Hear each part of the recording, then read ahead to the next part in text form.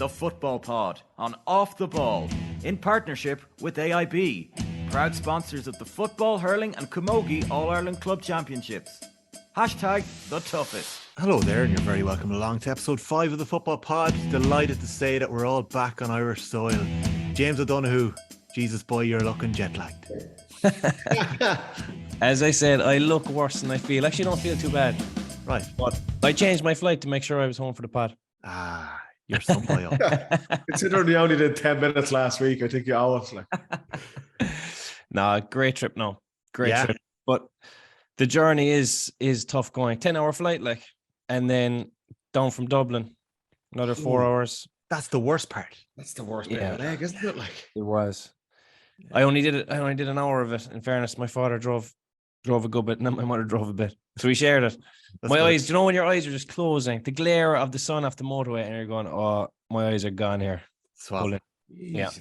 10-hour flight and then straight into the car, Dublin to Kerry. Straight into the car, yeah. And Stop at Obama. You're telling me Kerry Airport don't have direct flights to Miami? It just taken off the list, yeah. They used to. Because Kerry Airport. Should have gone Kerry Shannon. Airport. I'm telling you, don't mind your Kerry Airport. Yeah. Shannon is the place to go, James. Yeah, no, they weren't going direct to Miami. I think you had to go to London or something. But a plug for Kerry Airport, right? Honestly, no, that's the best airport in the world. Wow. In the world. You're doubling down here now on Kerry How Airport. much you getting paid for this?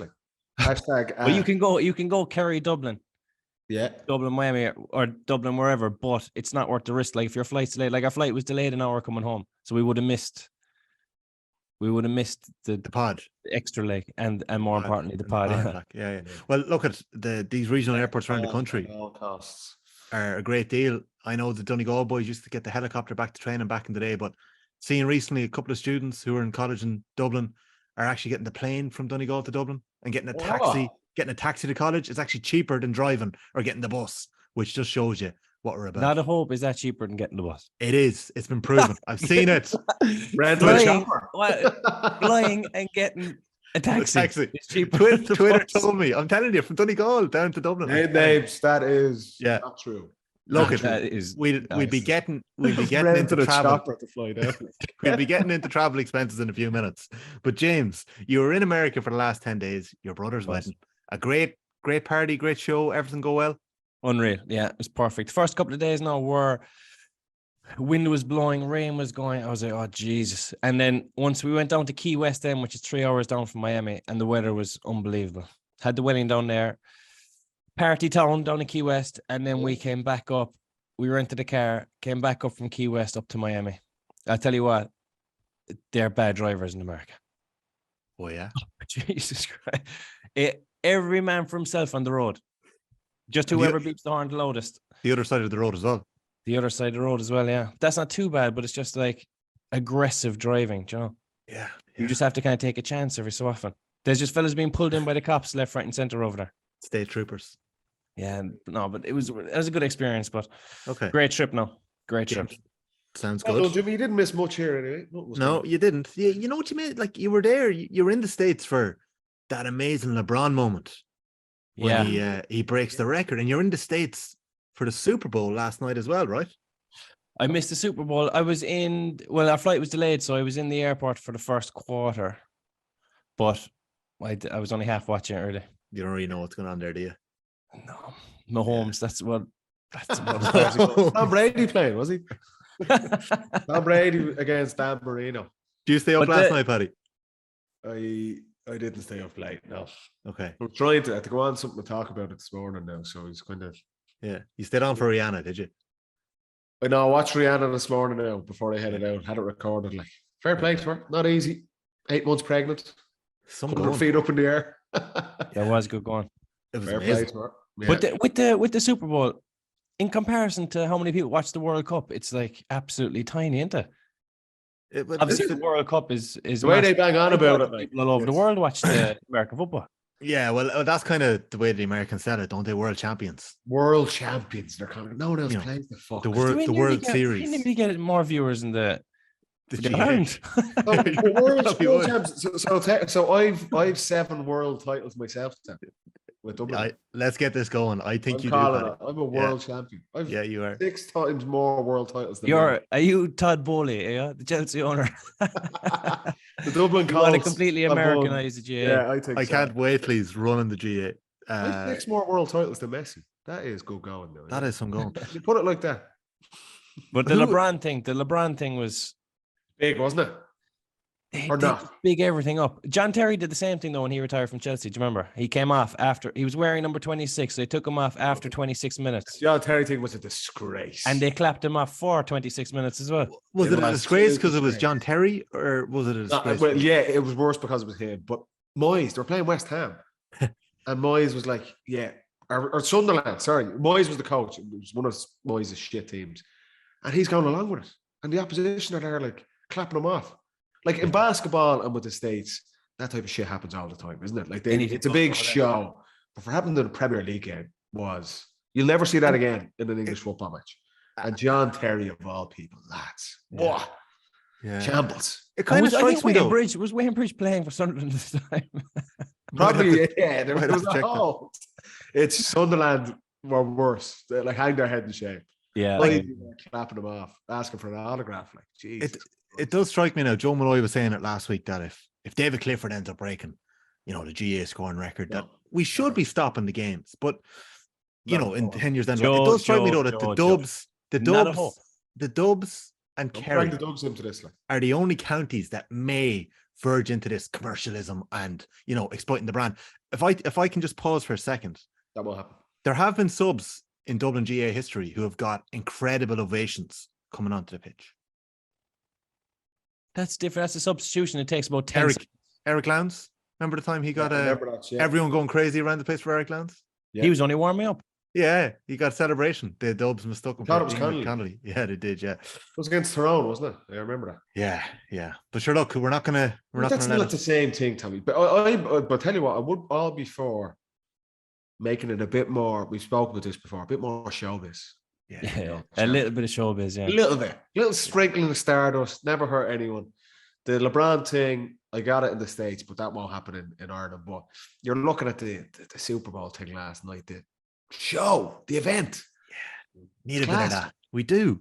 I think we had the Saw Doctors one time at halftime. That was about it. And Dahi O'Shea. Bro Shields, no?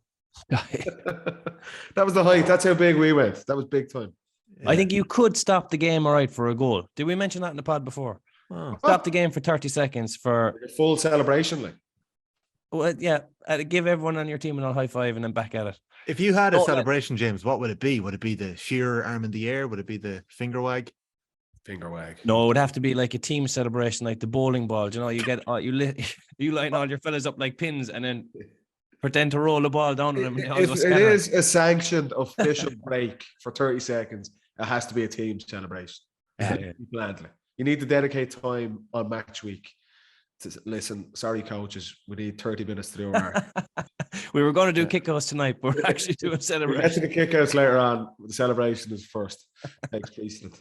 I'd love to see it. In all seriousness, it would be nice if there was a little bit more stock taken in GA records. Say David Tuberty, when he broke the National Football League scoring record, he didn't even know that he was anywhere near breaking it, and the journalist come up to him after the game and told him, or the day after.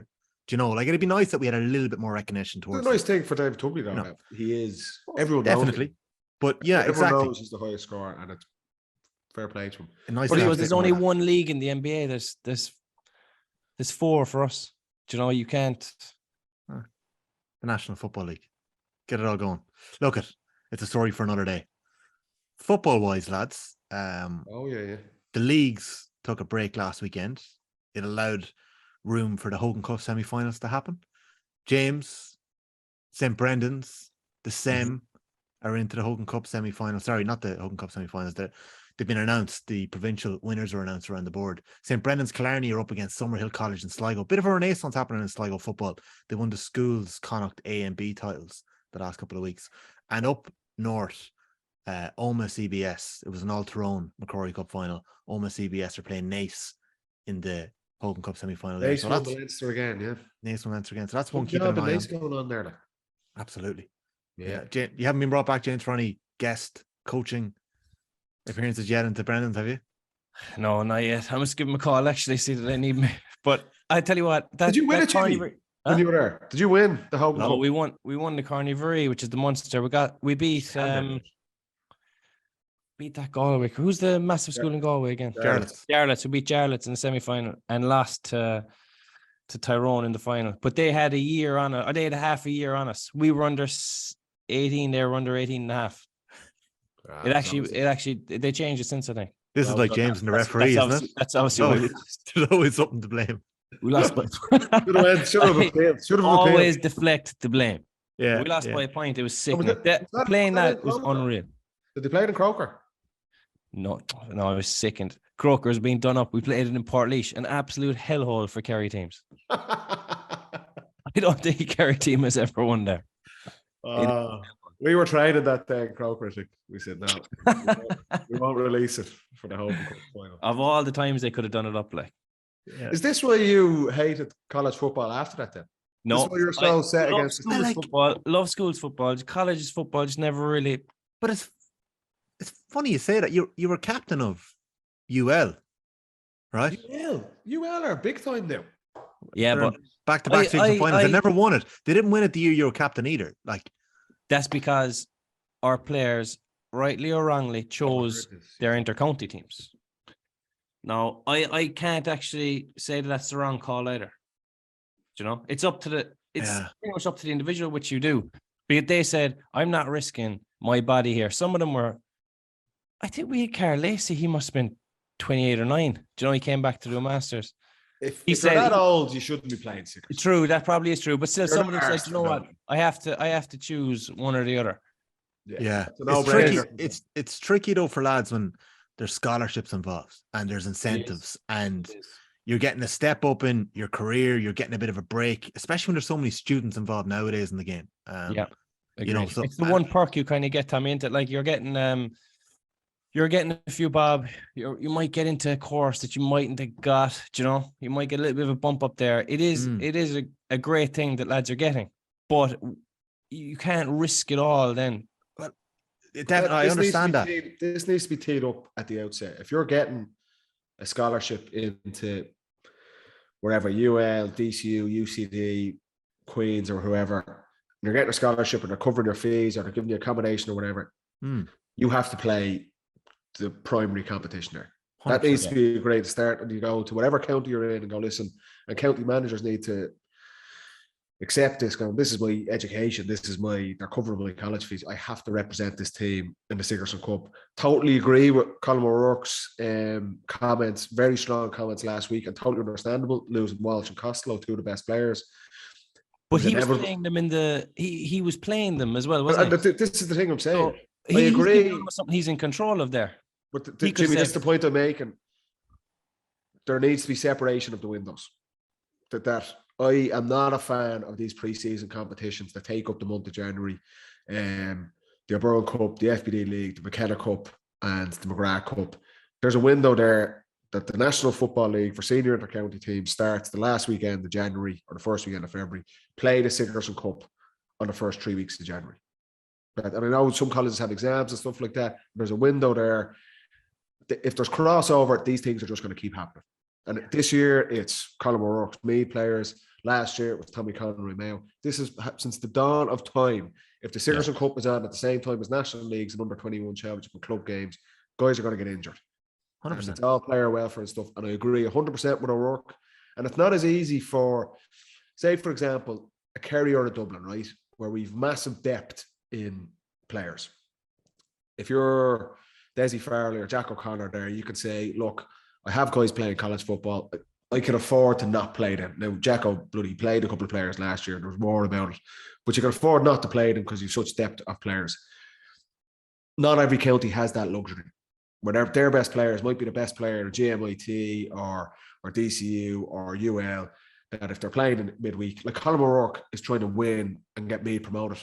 He needs to play those two boys because they're two best players he has. They're two of the best forwards he has. You think of Division 2, Paddy, he's probably just trying to stay up this year, to be honest. You know, and it's dog there. And you look at crossover between the competitions where they're playing on a Wednesday and a Saturday or Sunday, this is going to keep cropping up. Yeah. You need to give the Sigerson its own window. Either in January or played in December even. But then you're getting into the club championships are coming to an end in December as well. It's convoluted. They've amended the fixture calendar for club and inter-county. The college is nearly the black sheep in all of this, but Colin O'Rourke gave it air time, and I wholly agree with him. And it's got to keep happening year on year on year. Guys are going to get injured, and it's not fair on the players. Couple of things on this, James, just before you come back in, I'll let you in then. The higher education have brought a backdoor system into the Sigerson, and I don't think that's helped. No, there's not enough room for that, right? So that's complete bollocks. So there's not enough room for that. There's only going to be more and more students in the game because it's becoming a younger person's game, inter-county football. There's only going to be more and more students because, you know, everyone says the teachers is the most vital way to be an inter-county footballer. I'm not sure if that's true anymore, but being a student is certainly the most conducive way to be able to combine your training with the lifestyle that's needed to compete at the highest level. So we're only going to see more and more students in it. The Sigerson has to be protected because these players are getting that perk, as you said, James. The last thing on this, it's a brilliant competition as well, though, T. But it is. But Division 2 this year, the dangers of sliding when the league is connected with the championship, which we all want, the dangers of sliding into Tailteann Cup for a Cork, who have a lot of boys involved with UCC, for a Clare, who have 5 players starting for UL on Wednesday, probably have another coming off the bench who could be involved on Sunday in a must-win game against Kildare, and Meath, who actually had, I think, 3 lads captain in Sigerson's side this year in the Meath panel, and a very young panel. It's just a dangerous situation. It needs to be sorted for next year. If you're saying, right, and Jimmy, I get the point you're making, right? If you're O'Rourke in charge of Meath, you have to try and do a good job for Meath. There's massive pressure in there. You want to have your best players at your disposal, and just so happens 2 of his best players and most high profile over the first couple of weeks of the season have been Costello and Shane Walsh. So he wants to play them. They're on scholarship in DCU. So DCU, and I guarantee the players want to play for DCU as well and try and win the Sigerson Cup there. What a horrible situation. Like, if you're O'Rourke, you kind of think, okay, I don't agree with this, but do I take a step back and just don't play them and we potentially lose those games? Like, if those 2 guys aren't playing, Meath might be Cork or they might be Clare and they've lost their first 2 games. Or do you play them and run the risk of that? Or do you put it back on the players and tell the players, kind of, you need to tell your scholarship, your university, that you're not playing for them? That's not right for the players either. These type of things are going to crop up all the time. There's no right or wrong. The ideal scenario, of course, is everyone is the bigger man and the players are left to play their college football. But the reality of that's not really, it's not, that can't really happen in the majority of counties where they don't have that depth and the luxury of saying, yeah, we'll see you after the Sigerson. So I understand the predicament that Meath are in, and particularly for those players. But look, it'll be someone else next year. There'll be another coach next season with more injuries for players. And it was James Horan and Tommy Conroy last season. Give it its own window, or these things are going to keep happening. Galway are in trouble too. Yeah. James, what age were you in college? James, 18, you were straight in at 18 into UL, were you? Yeah. So you were playing. I didn't play 18. I didn't play the first. I played 1.5 years. I say I had shoulder surgery my first 2 years. I say so. I didn't play. And you're trying to break into the Kerry team at that time, or are you there? No, I'd say I was settled enough, maybe on the Kerry panel, I'd say. Okay. And I remember, I only had one goal, like, and it was Kerry. Do you know what I mean? Yeah. Like the UL, it was great to be involved in all that, but if it came to it, this or this, there was no decision to be made for me at the time. But I suppose we weren't a powerhouse like UCC or something like that. I remember the UCC boys used to be obsessed with it, and they used to call lads were mad into it. They beat us. Kerry lads. They have in the final. They beat us. Yeah, so they were way more into it. But you have to remember as well, Jimmy. You have to remember you were playing with Kerry, right? Yeah, and that was the benefit for you. Was like, I'm winning. We're going for the Sam Maguire. You look at even over the last couple of weeks, the players who are outstanding in the Sigerson Cup, more so than maybe the more established names, are from your smaller counties.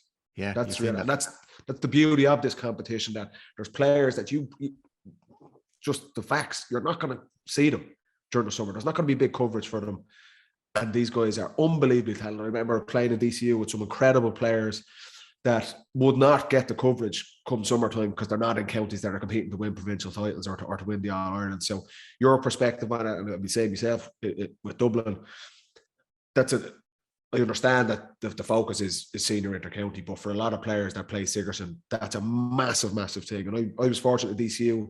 We took it very seriously as well. But I think you always need to be conscious of that as well with the Sigerson Cup. I just missed you, Paddy, I think by a couple of months in DCU. I was 11, 12, 13. I think you were 8, 9, 10, were you? No, 2007. I was 12. I was 12, 13, 14. 7 till 11 I was there. 7 to 11. Well, I had 3 or 4 DCU years. down. I had DCU down 10 out of 10 spots in my CEO. Didn't care what I got. I just wanted to be in a football environment. Was Sigerson football a hindrance to you at that time in your life, or was it a benefit? Like, I'm just thinking now of your Dublin time. You're on the Dublin panel around that time. No, it was I loved playing with DCU. Did it affect you with the league or anything like that with Gilroy early on in the years? Not particularly, no. I think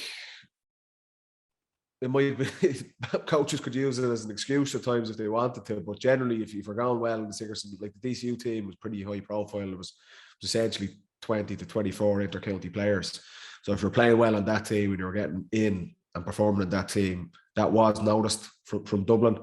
Possibly in the very early days, my first and second year there, that would have been an opportunity that you might have got to play a Burn Cup with Dublin, but obviously you had to play a Burn Cup with the college. So, but again, if you did well in that environment, I don't think it's a hindrance. No. You didn't find it? No, I challenge people who would say that it was, because I think the environment that certainly at DCU, and you're right, Jimmy, the likes of the Northern colleges were always big on it, and UCC would have been a big rival of ours. CIT actually won it one year and bet us. They had Colin O'Neill and Goulding. They seemed to go big for it one of the years, and they actually won it. But, and UCC could play county championship in Cork as well. And UCD did. UCD, they don't do it anymore, do they? UCD. No, not anymore. UCC still do. But back then, the quality of football was unbelievably high for college football. I think it still is. It just doesn't get the coverage of it. But while you were a player in it, and particularly my time in DCU, we were mad for out to win it. And we fucked up a couple of years that we should have. We had a really good team, and it just didn't happen for us. Probably part of the problem, we didn't play as much as a team. And then eventually, I think it was my second last year I was captain, and thank God we actually won it in the end. We bet UCC. But I'd have been raging, Tommy, if I went through my time with DCU without winning the fucking thing. I think the difference now is there's less Masters superstars being parachuted in. I don't think you're allowed, are you? I don't think so. I love There's DCU definitely so much. I'm back. I'm in DCU. But I bet you 10 years ago, if you were back in a Masters, you'd have been parachuted in, even if you're only there on a Thursday night. That's what all changed. You're saying, Jimmy, with Lacey, like the older lads shouldn't be playing. Yeah, like, I remember playing 1 year, and Dick Clerkin was playing with us. He was like, he was about 40 when he was player manager. And we didn't even win it. We lost. We won the league, and then yeah. Well, this week it's going to be a cracking game. I watched both games last week. UCC just about got over the line against TUD in Dublin, formerly DIT. Am I right with that one? And just about got over the line there. But some quality footballers in their midst. A real strong Kerry Cork mix. Naturally, they've Sean O'Connor from Clonmel Commercials on the bench from Tip. He was the only non-Cork Kerry player to play at the weekend. They have Dylan Foley, who started in goals against Kerry last year. In goals, very impressive. Daniel O'Mahony at full back. Morris Shanley, who's been very important to Cork sides recently. Rory Murphy, who you would have played with in East Kerry. On the Kerry panel this year is starting from. Yeah, and then they've Colin O'Mahony up top, Dylan Gainey, Killian Falby from Kerry as well. There's a cracking side there, especially up in the front. The thing is that it's such a romanticized competition, the Sigerson, but should it not be though? You had a bad experience. You should have come to DC. When you watch it, it's not good. Like, I disagree. I love Sigerson football. Every Sigerson game I've watched has been. I tell you what, the conditions are. Yeah, a load of reasons brought into it. Yeah, conditions are definitely one of the main ones, but it's not good. Like, I enjoy it. They should do with the Sigerson every year. They should play in Boston. Every used to be the weekend. They always play that in the Dome. That's a great shot. That could be it. Move the Sigerson to the Dome. I remember in January. playing Sigerson Cup games, lads. Hang on, the Dome. What surface is the Dome? Astro. Yeah, there'd be war. Well, all the FPD league games get played there. Played in the Dome, and then you spend the weekend in Galway after it. Then Yeah. That could be the right incentive. That could be the answer. And then just to mention the UL team. I told you, Todd Bowley. UCC, tune into this game on Wednesday night. It's going to be on YouTube or TG Carroll. Just double check where it's on. Billy Morgan and Brian Cuppard. Tommy, who's the biggest dog in the Sigerson Cup this year? Cliff was playing last year. Obviously, Matty Tierney was captain, I think, with UIG when he won it. He was playing this year, wasn't he, Tierney? Like Owen McLaughlin is probably the most established footballer. Now he's playing with UL again. He scored the other day. We mentioned the previous week how his game management against Armagh was maybe a little off. He took that shot at the end when we were live on the pod, but then against ECU, when the game's in the melting pot, he buries the goal with a couple of minutes to go to kill that game off. He should have played with ECU this year. Yeah, you should have. Conor Flaherty from Galway has been impressing in goals. I think he's playing Fitzgibbon as well with UL. So he's in goals, Sigerson and Fitzgibbon. They have Jack O'Brien from the Offaly under-20s in the UL team, Jack Coyne from Mayo, Jack Lynn from Galway, Young Player of the Year last year, Owen McLaughlin in the half-back line, Cashman from Cork. They have Ika Mageru from Clare and Daniel Walsh from Clare, Kieran Downs from Clare and Emmett McMahon from Clare and Aaron Griffin from Clare starting. So there's 5 Clare players starting. Paul Keeney, who's on Andy Moran's panel in Leitrim, is one of their free takers. He's doing very well there. And a couple of other players, like Paul Walsh from Kerry, very highly rated underage. Obviously, went over and met Ronaldinho a couple of years ago. It's been in the news plenty of times. Yeah. Walsh comes off the bench the last day with the game in the melting pot and kicks 3 points from, I think, American 2 points to play. It was brilliant. I don't know. Is this fella ours? Is this fella bothered? Is he bothered with playing county football, or what's the story with him like? No, he is. He is definitely, yeah. But that Ronaldinho story was an absolute classic. It's amazing. He was writing to him on Instagram, and I think he was talking to a friend of Ronaldinho's. Then It was his brother. Brother, yeah, but they brought, yeah. Well, anyway, he landed over to the airport anyway. Why not? For the brother to collect him. Put him into a car. He could have been taken anywhere. Oh, yeah. It's risky. Like. It's high risk, high reward. Like. And next thing, he was waiting outside the house, I think, for hours. And eventually then Ronaldinho came down and let him in. And they would have been keeping up. A few gargles, like, or what? Must have been the beer, surely. I think I actually got him on OTB AM when this happened a couple of days after it. Yeah, he tells the story. With his cousin. Did you? A friend of mine. Yeah. Sound. But there was a lot of trust involved. There was a lot of trust involved. That's one way of putting it. Go back and listen to it. It's well worth digging out and listening to. I can't remember the story. He's a lovely fella, Paul. Yeah. And he got a serious goal there a couple of weeks ago in Sigerson. Lobbed the keeper. Yeah, sensational. He's got a lot of skill. Yeah, a lot of class. He's not getting on that team, but he came on and changed that game, I think. He's making an impact, yeah. Declan Browder's UL team. So look, keep an eye on that game during the week. And as you mentioned, the Hogan Cup semi-finals as well. The draw was made there. So one bit of business before we move on, and this may be sorted. I hope it's sorted by the time next week's pod comes along. But Aidan Nugent of Armagh tweeted in the last hour, just before we started recording, that there's an issue with player expenses.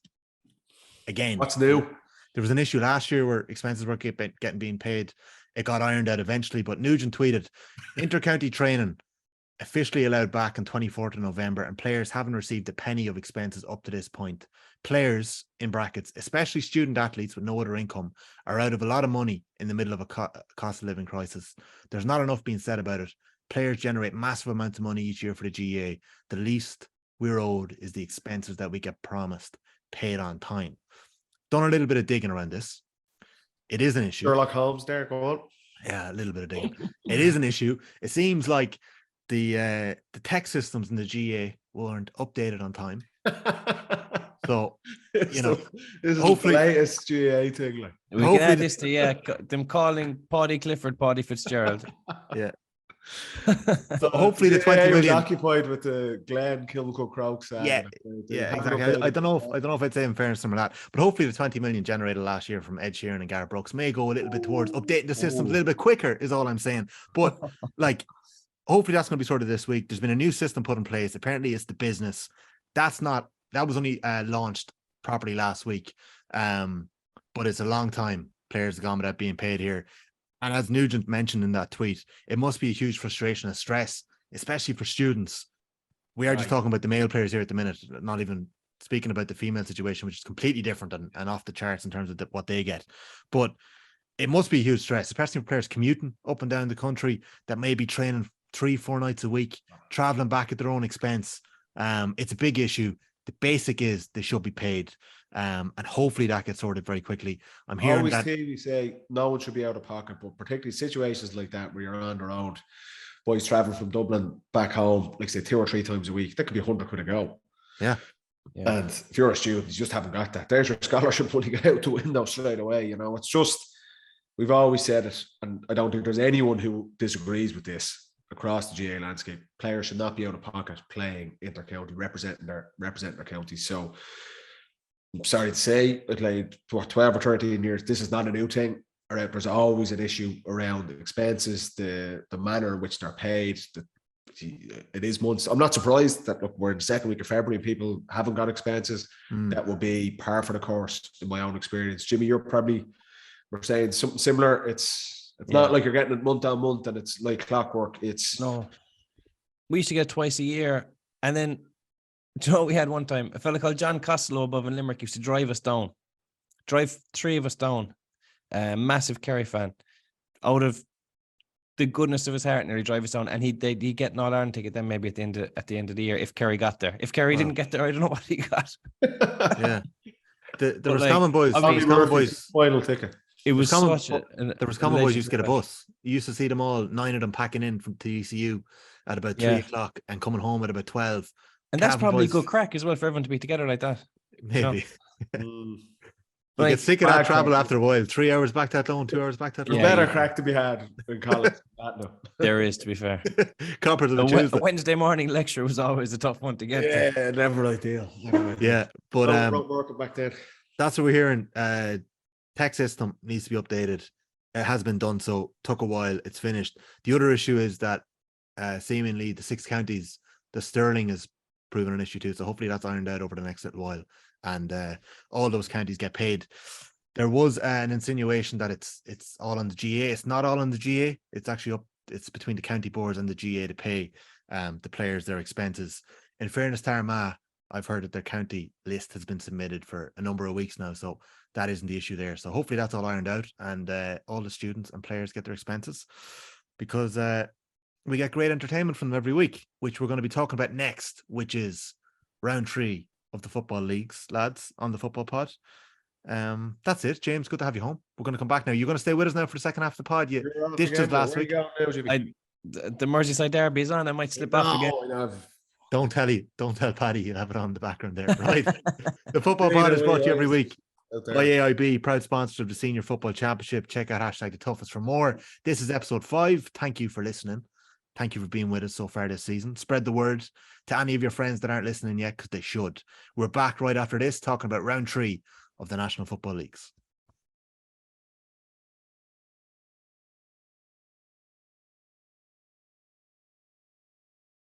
All right, you're welcome back to episode 5 of the Football Pod. The football is back this week. Sigerson final is Wednesday night, as we were talking about a little earlier in the pod. UL against UCC. Make sure you keep an eye on it that evening. I know Arsenal City are on. I know there's Champions League.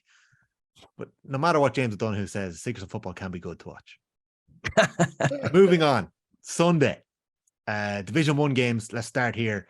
Actually, before we get into that, Paddy, this kind of mini break that happens during the league, what is that like for counties? Like, are you refocusing? Are you learning from what you've already done so far? Is there a bit of self-reflection, or are you just getting dogged in training, run a bit harder? I'm just trying to think my own experience of it's probably a little bit of a break for a lot of teams. That, like you're talking about Aidan Nugent there, teams were back towards the end of November. I would have been flat out to try and hit the ground running in the first 2 league games. And then it's a bit of a pause. And I would say, I remember a lot of times we would have trained very hard for those 3 or 4 weeks and played the first couple of games. And you nearly get 4 or 5 days away from the camp, away from training for this window. And then you might come, so say the guys would have played the previous weekend. I'd say a lot of teams might have had 4 or 5 days away and came back to it the weekend just gone. There'd be a lot of conversations around this. I remember that big time. And I'd say a lot of inter-county teams over the last 10 days have had conversations reviewing, okay, the first block, the first 2 games of the National League, what went well, what hasn't worked for us. These type of things we're trying to work on, they're not really happening for us. But a lot of reflection from every coach and all the players in that.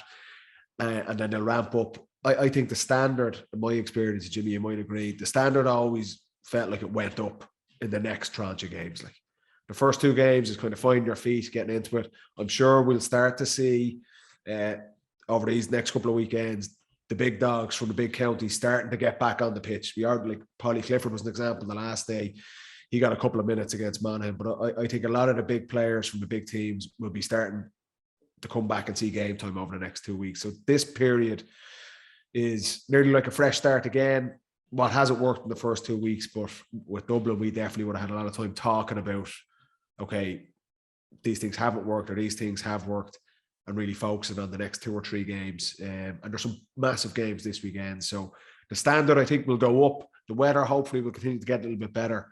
As your championship is just around the corner. That was always my experience with the second block of the National League. Would you get a mini break, James? Would you, cross the I think mountains over Paddy the Cork? said it was like, I think as Paddy said, it was like a phase finished. So mentally you can park it. Yeah. Because you didn't really have any, I remember not really having too many team goals at the start of the league because you didn't really know how you were going to get on for the first two games. Maybe personally you'd want to be playing well and everything, but as a team reset, once you've 2 games under the belt, you can kind of start setting maybe some goals for the league, and you kind of fall into categories. Are we in a relegation fight here, or are we going to push for the final to make the final? So it kind of gives you a bit of mental clarity. But definitely as a player, it's a great time to just park that hard training block. You're not going into training fearing those runs or whatever you were doing. You're going now playing football for a couple of weeks and trying to stay fit, stay fresh. So I think the players are going to be facing into a nice period. It's kind of the most enjoyable period because they got game on game. Training is going to be relatively easy, no distractions of anything else, and they have their goals set. My big memories from it, everything was a little bit sharper now. Yeah. From this point, yes, like say the more established or the kind of star players were starting to be eased back into the team, and we would have used a lot of the first 2 league games. We would have had some pretty out there teams, lots of different guys playing, guys getting opportunities. That's definitely starting to be eased off as you go into this stage of the league, and I think you'll see that from a lot of the big teams. But my sense was, you're right, January was always just fucking hard going. Like you're match or not at the weekend, you're being flogged, and you could probably see that in some of the results from the first 2 league games.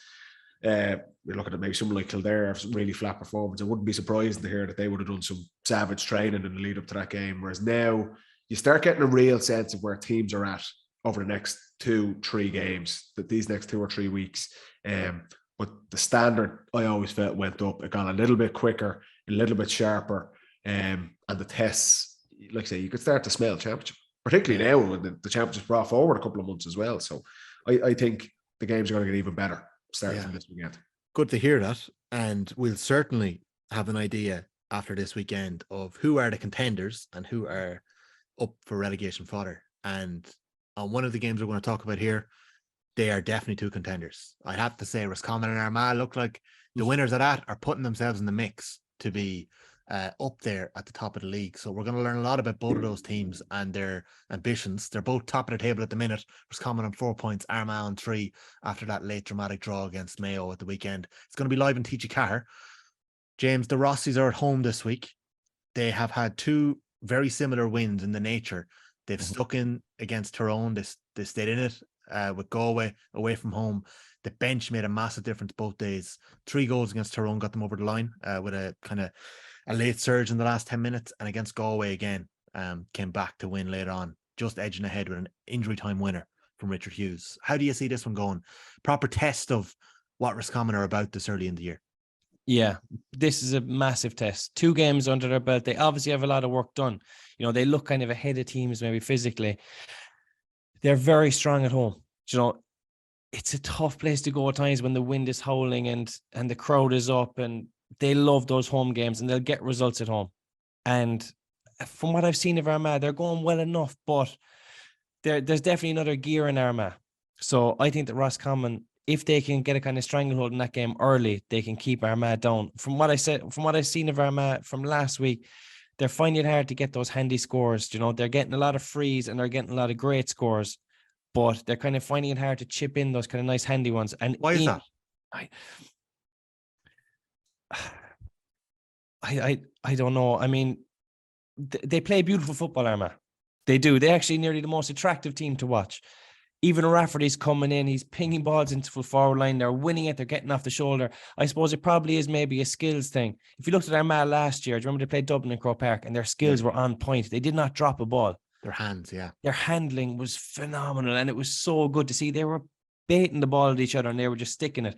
Whereas against Mayo, they were dropping, it was coming back at them. So those kind of easy scores, they weren't coming because their skills are probably off. And do you think that's so actually a definite, like a done on purpose, given the manner in which the year went last year, that they peaked in the league, they got a trim in against Donegal, and they then came back obviously into it, beating Donegal, Tyrone. Yeah, it could be. Every team kind of approaches differently. You could see from Dublin, they hadn't taken out the footballs at all in the first couple of weeks of training. You could see that. Armagh probably might be something similar. They're letting something there to work on. But if they can kind of tidy up their skills, they can get more scores. They still kicked 17 against Mayo, which is good scoring. But a lot of them were kind of handy frees. But that was the worry with them, Jimmy. I thought for the Mayo, I thought they were impressive in the first half, and they really had Mayo on toast in that first half. Like we spoke about it last week, Mayo, their structure wasn't bad. They just weren't really testing their Armagh defence. And then once Armagh turned them over, that chaotic style of play, which is normally Mayo's forte, that's what Armagh thrive on that as well. The way they play, it's all action, it's all energy. There's just, and this is not just now, this season, over the last number of years, there's an inconsistency issue within Armagh that we see how high they can get, but you'd nearly be happier instead of being a 9 1 week and then they're a 5 the following week if they could be an 8 every week. Yeah. You know what I mean? And that's the experience the team gets. We saw McGeaney, Donaghy, these guys, they were a really experienced coaching team. They've been there a number of years. But for Armagh to take that step, and we've seen it last year's league, they started off like a house on fire and kind of faded away. Same, they started the championship really slowly and then came roaring back into it as well. For Armagh, all the materials are there for Armagh to be one of the top teams. Not knocking on the door, kind of hoping to get in, to be one of the top teams. No doubt they'll be looking at trying to win the Ulster Championship, particularly see Derry kind of coming out of nowhere to win it last year. But Armagh, for me, I think for Sunday for them, that would be a big win for them to go there, win away from home, to beat Roscommon, who are confident. But for Armagh, you want that consistency in their play. And like, we're seeing inconsistencies in the same match, never mind from week to week. So for Kieran McGeaney and for those guys, I think they put out a reasonably strong team here and they look to pick up 2 points there. And for Roscommon, on the other side, the first phase of the league that we're talking about, that's one of the biggest things they've got from that. A bit of consistency, back-to-back performances, back-to-back victories. We've, to be honest, ridiculed Roscommon in the past on this podcast that similar to Armagh, they're brilliant 1 week and then the next week they're terrible, they're too easy to play against. So it's a really intriguing game. I didn't expect Roscommon to be in this position, top of the table after 2 games. And if they can pick up another win by beating Armagh, what an amazing start for Davy Burke and the momentum they have. But I'm expecting Armagh to come in there. I'm hoping for their sake that they get a really consistent 70-minute performance. And I'm sure that's a big focus for Kieran McGeaney and his coaching team. Yeah, I think that when the game is slow, some people or some teams kind of thrive on the slow game. And when there's bodies back, they can work it slowly and next thing, punch a hole, get a handy score, sit up again. I think that's where Armagh are just falling at the moment. When it's fast and they can ping it and catch it and get off the shoulder, they seem to be able to get those scores. But you need to get the slow ones that really puncture the opposition as well. Like Dublin used to get them all the time. They put the fist up in the air. They say, right, we'll take this attack slowly, make sure we don't do anything stupid, don't lose the ball and get into, a shooting position. It's usually the half forward line or half back that gets a score in that time because the opposition drops people back in front of the full forward line that you're nearly ruling them out. And then someone from back the field has to come up and chip it. So I think if they can get a few points from that area, it'll make the world of difference. Like the Armagh have players like that. Charlie Burns, they obviously have Rafferty most famously coming up the pitch as well. They've guys that can break that from deep. So it is intriguing to see. Armagh are one of those teams that on the whole, it was a positive enough season last year, despite the the bit of a disaster they had in Ballybuffet, that they were a kick away in penalties from getting to an All-Ireland semi-final. Their goal for this season, no doubt about it, would be, I'd say they would have had a cut off the National League, that is a target, and win the Ulster Championship. And if you win the Ulster Championship, right in the mix for the All-Ireland. So you want to start seeing that. And that's what I mean. Not just for Armagh, but for any team that has aspirations, these next 2 or 3 weeks, you want to start seeing teams putting down markers and saying, right, these guys are going to be contenders in the summer. And that starts on Saturday and Sunday this week for a lot of teams. Yeah. Do you know what would be interesting, right? You know, when Armagh only came into Division 1, that was their first year last year in Division 1 after a bit of a break, wasn't it? So they came up, they probably didn't know how they were going to fare in that. They probably didn't have, you know, a plan to rattle the league. Whereas this year, they put down a good league last year, had a great start, kind of fell away.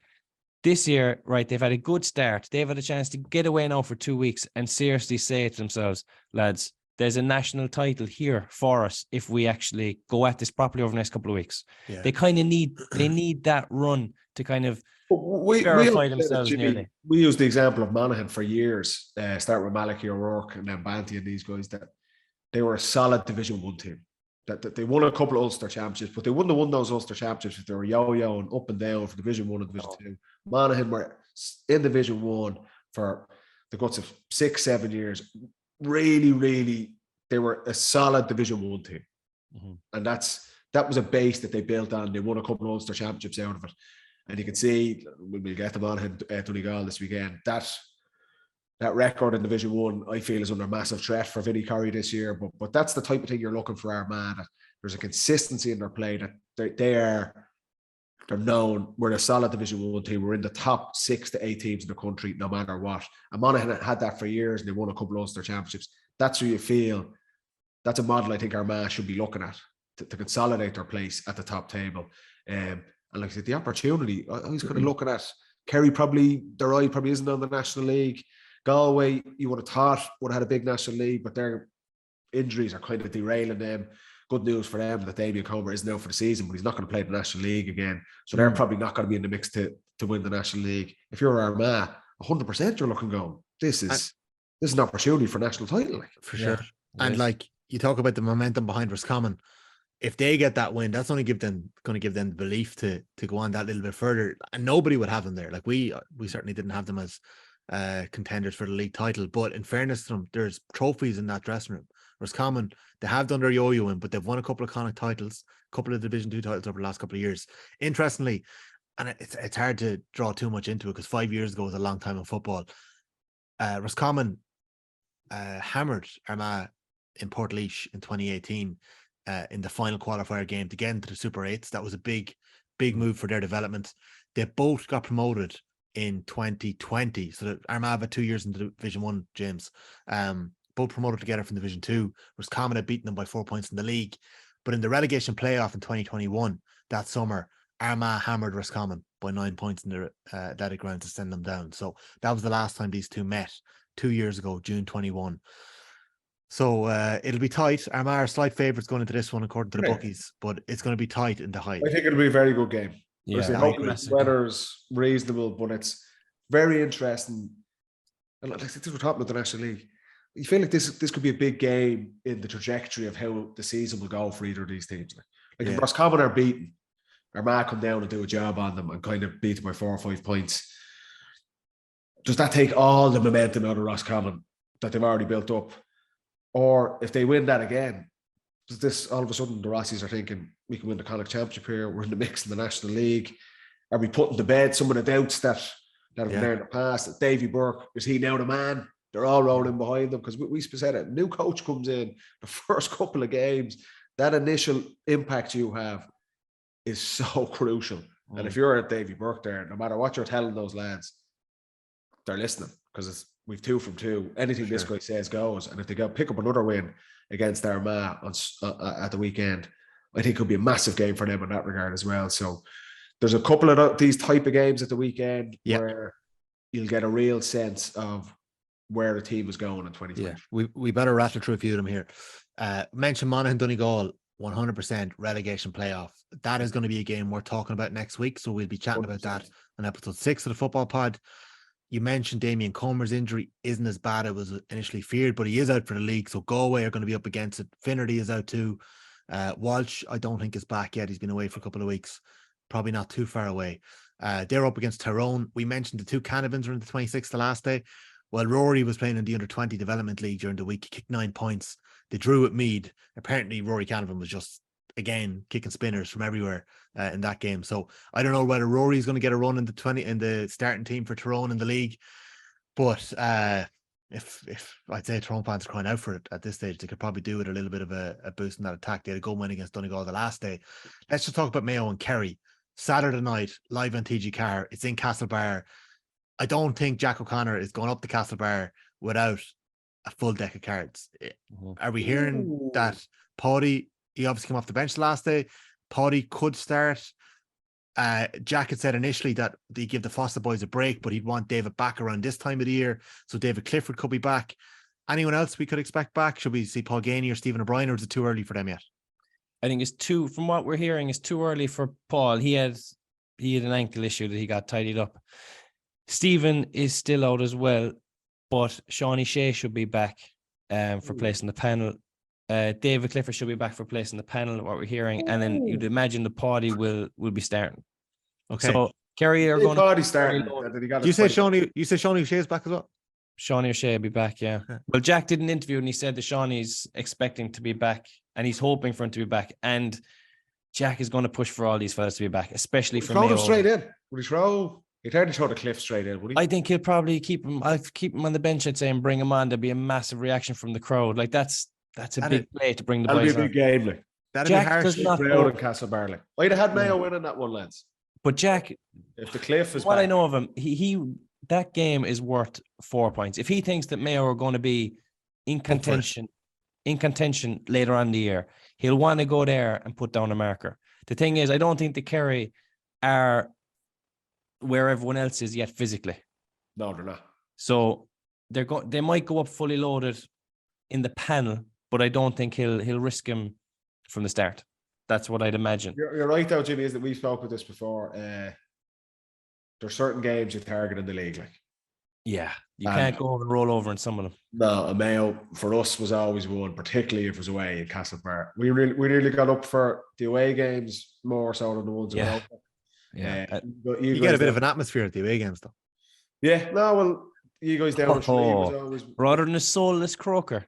Yeah, that's what, but that took away from a lot of games. Like if we played G and Croker a couple of times in the league, and it's just not the same. Like, yeah. Whereas if we were going to Tralee, or if we're going to Castlebar, or going to Almo was another one, or up to Donegal sometimes as well.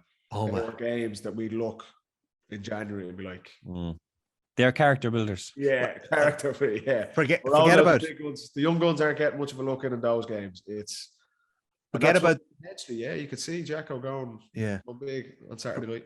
Forget about the league final for a minute, right? Because that was a catastrophe. But I was at the Kerry Mayo game in Tralee last year. I was honey trapped by James O'Donoghue. He told me he'd be there, but it was pissing rain, so he didn't bother his arse going from Killarney over to Tralee. I was there, was I? No, you went for points wherever you were. You were meant to meet me at the game. Priorities. Oh, I was in Dingle. I was at Stag, was I? You were at a Stag. You were meant to go to the game. Anyways, more important, Jimmy. That's the main thing. Schiefer came with me and we got soaked in the bottom of the stand. There wasn't even a cover above us, but it was an unbelievable. I had great crack anyway. Unbelievable game that night. I think Kerry won by a point, 112-14. Tony Brosnan kicked 1-2. The Cliff kicked the late free to get them over the line.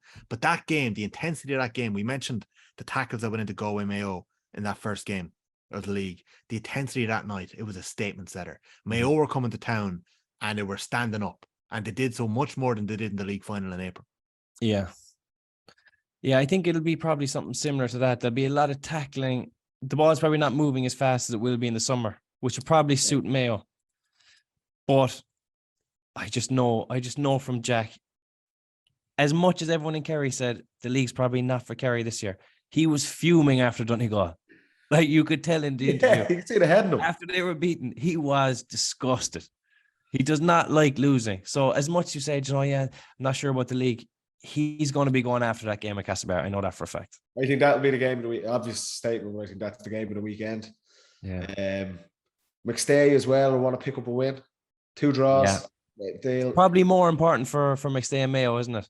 I think so, yeah. And again, he was putting some positive spin in his post-match interview after the Armagh game for a man whose team had just thrown away a 5-point lead 8 minutes at the injury time. But like, this is where Jacko and Kerry are going there, and they know that would be a massive win for McStay and that Mayo team. Huge. It'll be full house. And if they go and turn over the All-Ireland champions, it gets them up and running. Like, imagine O'Shea, where Aidan O'Shea kicks a couple of scores, McStay gets his first win. Like, Jacko doesn't want to let that happen. Not on his watch. And that's why, and to hear that, look, some of the big guns are coming back. Like I say, there's no bigger guns to come back than the Cliff and Sean O'Shea and these guys. So that will be, I think there'll be a big crowd at the game. There'll be a big audience watching it. It's two of the big teams going up against each other, and this is it's one of the standout games in the National League. Yeah. You think that actually McStay would refer back if they win that game? It's massive for them. He can refer back to it for the rest of the year. Yeah, this would be in the book. Capable of the documentary. Like. Yeah, it would be. That night, a rainy night. Amazon Prime, there'll be this time. You know, it could be AIB did a great documentary with Roscommon when McStay was in charge. Maybe he'll let us in behind the wire this year. That probably not, but okay, maybe another time. There you go. So, anyways, Feast of Football on this weekend. Yes. You're right about Mayo Kerry. That's on TG Carr Saturday night. We're going to come back to Division 2 in a minute. Derry Mead is live on RT on Saturday night. On Sunday on TG Carr, Galway Tyrone is live on the TG Carr app, and it'll also be deferred coverage on the TV. Roscommon Armagh is on the TV with TG Carr, and also Cork and Dublin in Division 2. And then in Division 3 on the BBC iPlayer, somebody better reach out and tell us how we can get this. Fermanagh down, is it? Down south. I don't think we can't do a player, can we? There must be a way of getting around it. I don't know if VPN's working anymore. We'll have to figure that out. Anyways, Division 3. I mentioned last week that Westmeath and Longford was the Midlands El Clasico. I actually think I made a mistake. Westmeath Longford is more like Barcelona against Espanyol. This weekend, the Midlands El Clasico is taking place. Westmeath against Offaly. And that is a top of the table clash.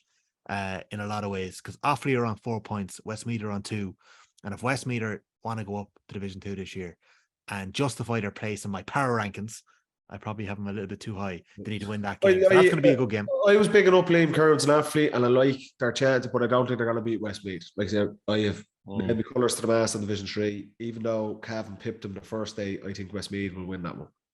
Okay, and I tell you what, they'd want to be winning it. They need to. They did put in a big performance last day against Longford, and Offaly just got over the line against Fermanagh. Cavan are playing Longford. Longford are bottom of the table. The worst scoring difference all night long. Worst scoring difference across the 4 divisions Longford have. So that is a tricky game for them against Cavan. Fermanagh are playing down, as you mentioned, and Tip are playing Antrim. Andy McEntee and Antrim could do with getting a win against Tip, who are in big bother with Connor Sweeney being out. And in Division 4, a couple of the big games. Wicklow London's on Saturday night. That is going to be a tight game for Rushy McConville. He's looking to get his first win up against a London side that very easily could have beaten Leitrim with 14 men the last day. Kevin McCarthy, who would have played with Kerry a couple of years ago, is on the London panel. He would have played Super 8s and leagues. Very talented footballer. James Gallagher, who's a brother of Owen Gallagher on the Galway panel, is playing, apparently is an absolute powerhouse in Division 4 and will make a big impact. And there's a couple of Roscommon players, young lads that were involved before, that are on that team too. So London have a decent squad as always, and they will be causing damage, I would say, to a couple of teams in Division 4. Sligo playing Waterford. Waterford hoping to get a win. They didn't get a win last year, hoping to get a win this year. Carlow up against Laois. That's a big game for Laois to assert their credentials. Carlow are in 3rd place and 3 points. And Wexford and Leitrim is a big game on Sunday. Wexford without a win so far. Leitrim 2 from 2. Division 2, as we mentioned, Derry Mead on Saturday night on TV. Cork and Dublin on Sundays on TV. I'll be going to Ennis to see Clare and Kildare, which is a must-win game for both teams, and Louder playing Limerick. Neither of those sides have a win yet. We're going to learn a lot. We mentioned about Division 1, about the teams that we're going to know more about. We're going to learn a lot about Division 2 after this weekend, lads, because Kildare need a win. Kildare need a win. We'll know if Mead are the real deal. And this could be a bit of a test for the Dubs down in Cork, Paddy. Yeah, we will be. And that, like I said, there's probably 6 or 7 big games this weekend across the divisions where you get a real sense. As good as the first 2 games are, that tranche is gone. I think you get a sense of these games. And for Dublin and for Cork have been a bit Jekyll and Hyde.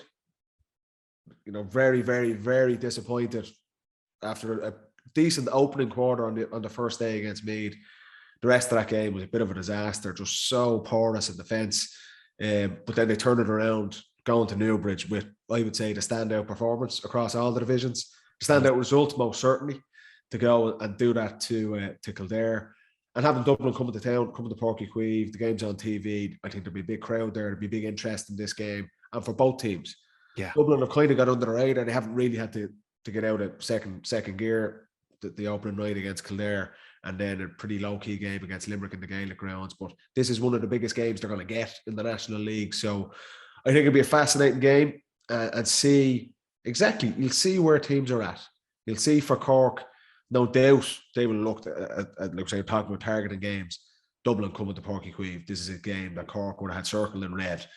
That's a performance that they're looking to give. So I think it'll be a really, really interesting game to see.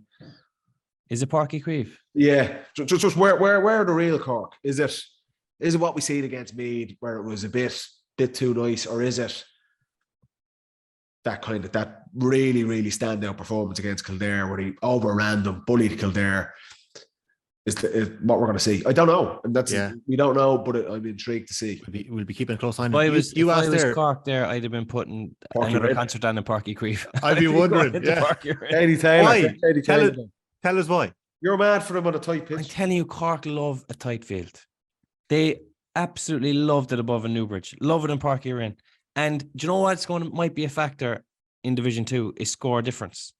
Like if Dublin could rack up a massive score at home to someone there in Croke Park, you know, but if Cork can keep them to a low score down there, even if they're beaten, just by keep it tight, that'll put them in a great position for the promotion places, or even for the top 4 in terms of getting into the Sam Maguire. Yeah. I think that's a big game. That is a very big game. It's a massive game as well this weekend for Meath. Meath have been scoring goals. Kerry aren't going to give Meath handy goal. Do you know? They're going to have to earn them.